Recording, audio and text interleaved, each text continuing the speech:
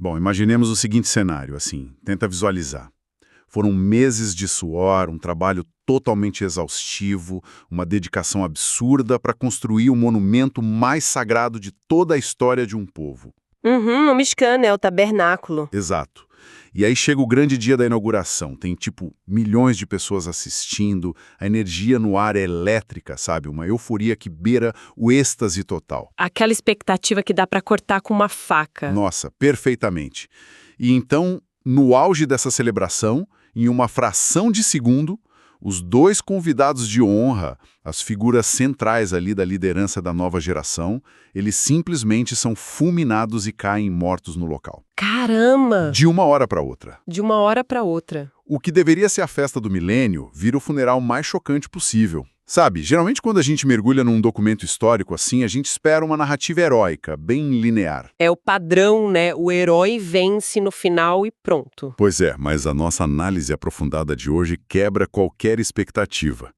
O texto base que a gente vai explorar descreve esses eventos do 8º dia da inauguração e leva a gente dessa alegria profética para um luto devastador. É uma virada muito brusca. E o mais fascinante ou curioso é que dessa tragédia enorme acabam nascendo leis super detalhadas, sabe? Leis sobre luto, sobre controle emocional e até sobre o que as pessoas podem colocar no prato na hora do almoço. Essa mudança de tom é vertiginosa. Sem dúvida. É uma das narrativas mais intensas que a gente pode analisar, porque o sagrado e o perigo mortal caminham lado a lado ali, indissociáveis, né? E qual é a nossa missão com esse texto hoje? A grande missão dessa nossa imersão não é só contar uma crônica antiga para quem está ouvindo. A gente precisa decifrar a mecânica espiritual por trás desses eventos. Uhum.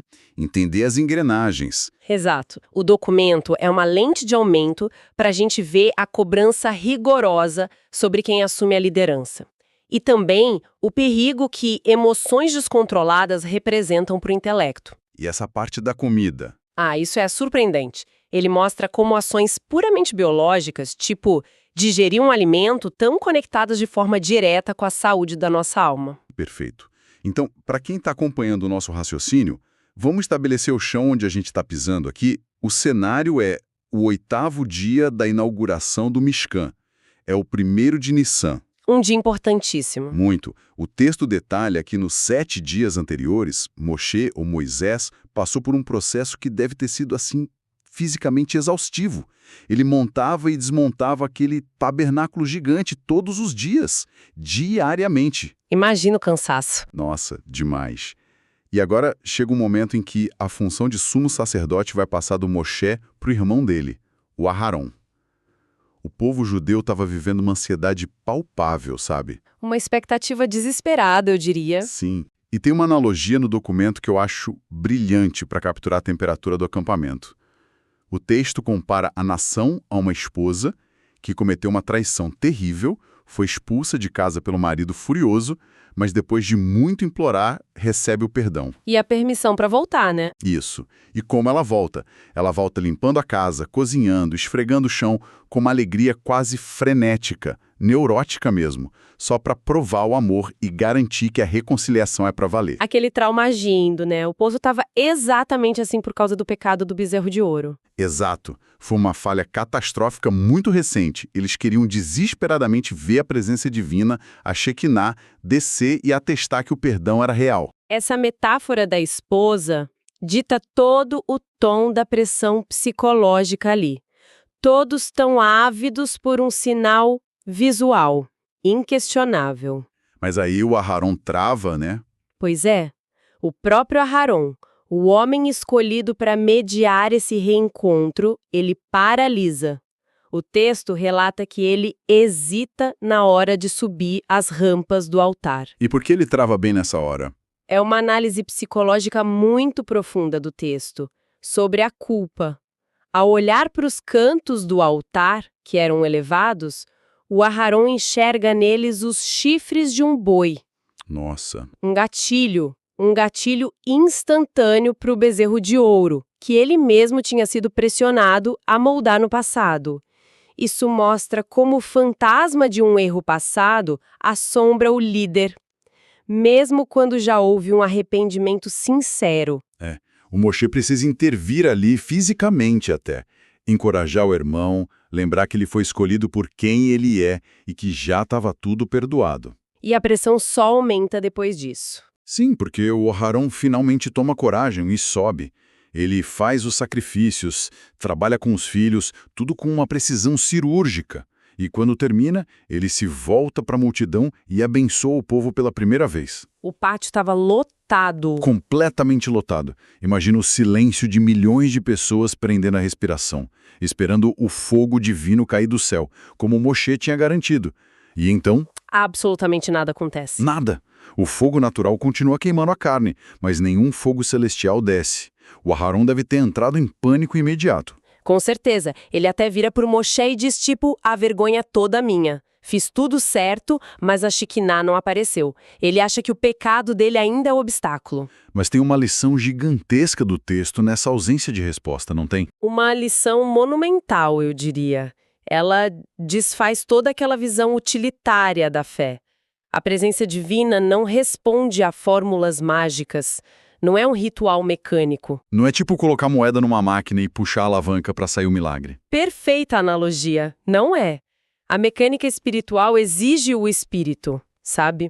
O que destravou o milagre no final das contas. O documento diz que eles oraram, né? O Moshe e o Aaron. Isso. Eles entraram juntos na tenda, se prostraram e clamaram com o coração. Foi só depois dessa oração sincera, dessa humildade, que o pilar de fogo finalmente desceu do céu na frente de todo mundo. Ou seja, o ritual sem o clamor interno é vazio. Exato. O perdão divino exige humildade. Essa é a síntese. E a resposta do povo foi uma explosão de júbilo. Eles cantaram, caíram com o rosto no chão. Foi a maior festa desde o Mar Vermelho se abriu. E aí, bem no pico dessa exaltação espiritual, a história dá uma guinada brutal. A tragédia dos filhos do Arão. Isso, o Nadav e o Aviú, dois homens que o texto descreve como sendo de uma virtude excepcional. No meio da festa, eles pegam os próprios incensários, colocam um fogo que não tinha sido ordenado, o chamado fogo estranho. E entram no Santo dos Santos. Sim, no local mais sagrado. E o resultado é que um fogo celestial sai de lá e mata os dois na hora. Consome a alma deles, mas deixa os corpos e as roupas intactos. E aqui eu preciso de confessar uma perplexidade minha. Qual? Eu quero colocar o texto à prova. Porque o documento afirma, assim com todas as letras, que a intenção deles era pura. Era pelo nome dos céus. Eles estavam transbordando de amor por Deus. Não é desproporcional punir um excesso de amor com a morte imediata? Olha, essa é a tensão teológica mais aguda do relato. À primeira vista, parece uma severidade cega. Mas o texto faz questão de listar os agravantes sutis. Não foi só um excesso de amor. Tiveram falhas graves ali. Que tipo de falhas? Primeiro, uma arrogância velada. O texto menciona que, caminhando atrás do Moshe e do Aharon, os dois irmãos, comentaram entre eles: quando é que esses dois velhos vão morrer para a gente assumir a liderança? Nossa, que impaciência. E falta de reverência, né? Total. Isso corrói a base da liderança. Segundo, eles tomaram uma decisão legal complexa sozinhos. Decidiram trazer o incenso sem consultar o Moshe, baseado só na própria intuição. E o terceiro ponto? O texto levanta a possibilidade muito forte de que eles tenham bebido vinho antes de entrar no santuário. Ah, então eles estariam embriagados. Sim, o que gera uma euforia desmedida e apaga aquela hesitação reverente que o ambiente sagrado exigia, sabe? Tá, entendi os agravantes. Arrogância, agir sozinho, possível embriaguez. Mas, poxa, morte fulminante na frente de todo mundo no dia da festa, sem chance de arrependimento. É forte, eu sei. E é por isso que o documento traz duas analogias impecáveis para explicar o peso de ser tão próximo do divino. A primeira é a da camisa branca. Como funciona essa? Pensa assim, se você derrama uma gota de café numa calça jeans escura, velha, ninguém nota, passa batido. O tecido esconde. Exato, mas pinga essa mesma gota num vestido de noiva imaculado ou num terno de linho branco, a mancha grita aos olhos, arruína a peça. A limpeza tem que ser severa e na hora. Ah, entendi. O nível espiritual deles era a roupa branca. Exatamente. A alma de um justo como Nadav ou Avihu é puríssima. A proximidade deles com a divindade era tão intensa que a margem de erro era zero. Uma falha perdoável para nós seria uma calamidade para eles. Quanto maior a autoridade, menor o espaço para o improviso. Caiu a ficha. Isso mesmo. E a segunda analogia explica por que a punição tinha que ser pública. É a história do imperador. Conta pra gente. Imagina um novo imperador, no primeiro dia do reinado dele. Ele vai sentar no trono na frente da corte inteira. Aí um dos nobres, que por acaso é amigo de infância dele, sobe lá, senta no trono e de brincadeira bota a coroa na própria cabeça. Uma brincadeira bem perigosa. E o imperador ordena a execução do amigo na mesma hora. Parece cruel, mas a lógica política é férrea. Se ele tolerar aquilo no momento inaugural, a autoridade das leis dele desmorona ali mesmo. O pessoal ia achar que a intimidade anula a lei. Exatamente. No tabernáculo recém-inaugurado, a lição é a mesma. As leis divinas não estão sujeitas à intuição humana ou manipulação nem pelos servos mais bem-intencionados. A obediência precede a intenção. Uma lição implacável. E isso nos obriga a olhar para a reação do Aharon, o pai deles. Qualquer pessoa normal gritaria, rasgaria a roupa, xingaria os céus. Mas o texto diz, Vaidom Aharon, e Aharon silenciou. É um silêncio que ecoa, né? Não é um choque paralisante, mas uma aceitação serena e muito dolorosa do julgamento. E para ilustrar como os justos lidam com a perda, o texto dá um salto e conta uma história avassaladora do Rabi Meir e da esposa dele, a Berúria. Essa história é de uma sensibilidade ímpar no documento. Muito. O relato diz que o Rabi Meir estava ensinando na sinagoga num Shabat. Nisso, os 2 filhos dele adoecem em casa e falecem. A esposa, Berúria, cobre os corpos e decide não chamar o marido para não destruir a santidade do dia de descanso dele. Uma força inimaginável. Quando o Shabat acaba, ele chega. Pergunta dos filhos, aí ela senta com ele e faz uma pergunta. Ela diz, me confiaram um tesouro como empréstimo. Agora o dono quer de volta. Devo devolver? E ele responde que é óbvio que sim. Exato, um empréstimo sempre se devolve. Aí ela leva ele para o quarto, tira o cobertor e mostra os filhos sem vida. Ele desmorona, chora amargamente. E ela lembra ele da resposta que ele acabou de dar. As crianças eram o tesouro emprestado. Deus deu, Deus tomou. O texto mostra que a vida é um empréstimo, é transitória. E o silêncio do Aharon reflete o reconhecimento imediato disso. Controle emocional absoluto diante do caos. E o fascinante é que esse silêncio gera leis imediatas, ali no meio do luto. Deus ordena que o Aharon e os filhos que sobraram não demonstrem luto externo. Nada de roupa rasgada ou cabelo crescido. A responsabilidade pública supera a dor pessoal. E tem a lei da bebida também. Por conta da suspeita de embriaguez do Nadav e do Aviú, fica terminantemente proibido entrar no santuário sob efeito de álcool, porque o álcool gera letargia e bloqueia a clareza para julgar as leis. E falando em clareza, o texto traz aquela máxima dos sábios que é brilhante para o dia a dia. Eles dizem que o caráter não é testado na calmaria, mas por 3 critérios, que até rimam em hebraico: bekosso, bekisso e bekassó. Um verdadeiro raio-x psicológico. Becoço é no seu copo, como a pessoa lida com a bebida. Mostra o domínio sobre os instintos. Bequiço é no seu bolso, como lida com dinheiro, se é justa nos negócios. E o terceiro? Becassona, na sua ira, como reage sob pressão. O texto é categórico ao comparar quem se entrega à fúria a um idólatra, porque se o ego infla a ponto de dominar tudo, a pessoa efetivamente tirou o Deus da equação para colocar a própria vontade. E isso leva a gente à maior ironia de todas nessa narrativa. A gente está aqui falando do silêncio majestoso do Aharon, do perigo da fúria, e adivinha quem cai nessa armadilha? O Moshe, o maior profeta de todos. Pois é. No mesmo dia trágico, o Aharon e os filhos vivos preparam o sacrifício, mas queimam ele inteiro em vez de comer a carne.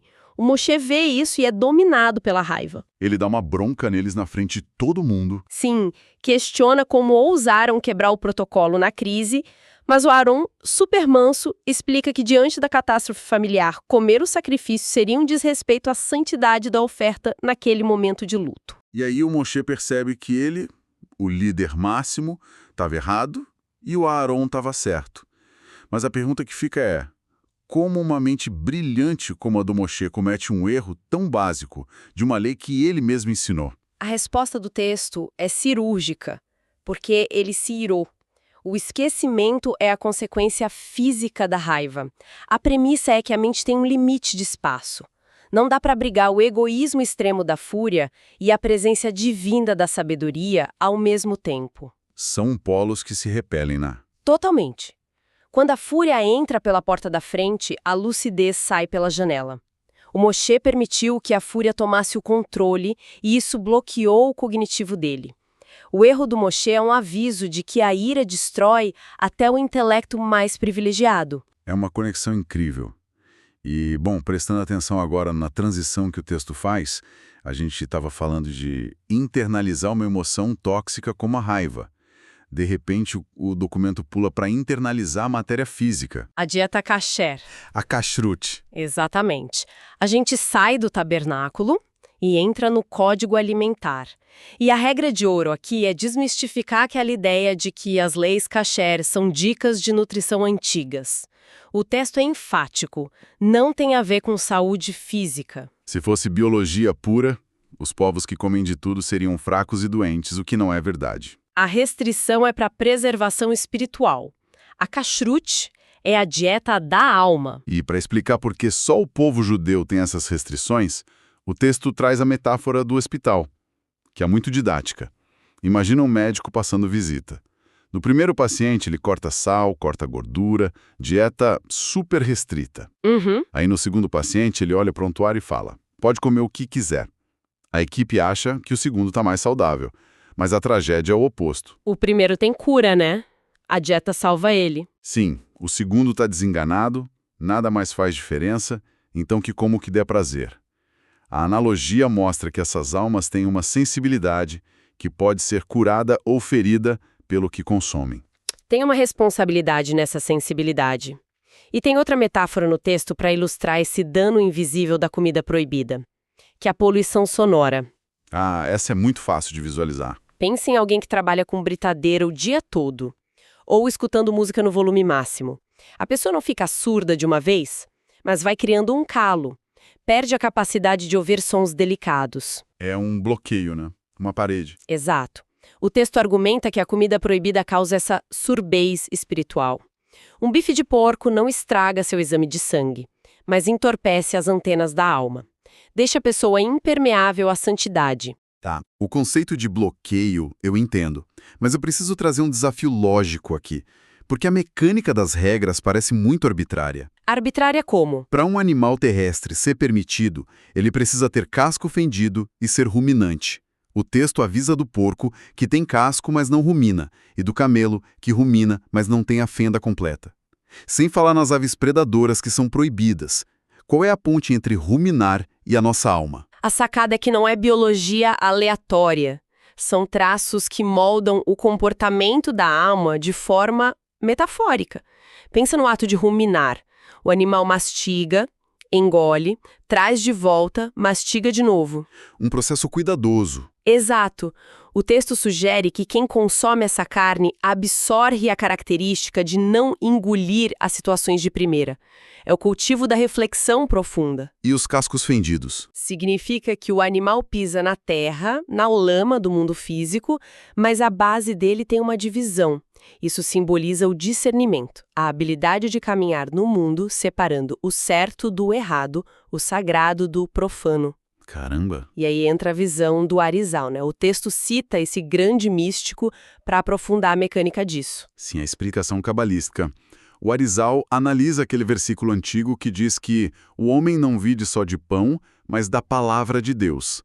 Ele lê isso como um diagrama espiritual. Para ele, tudo que existe, um tomate ou um bezerro, tem uma centelha divina dentro. Uma energia primordial, isso. Quando a gente come algo permitido, o estômago separa a biologia, as vitaminas. Mas a alma, ao mesmo tempo, extrai e se alimenta dessa centelha divina.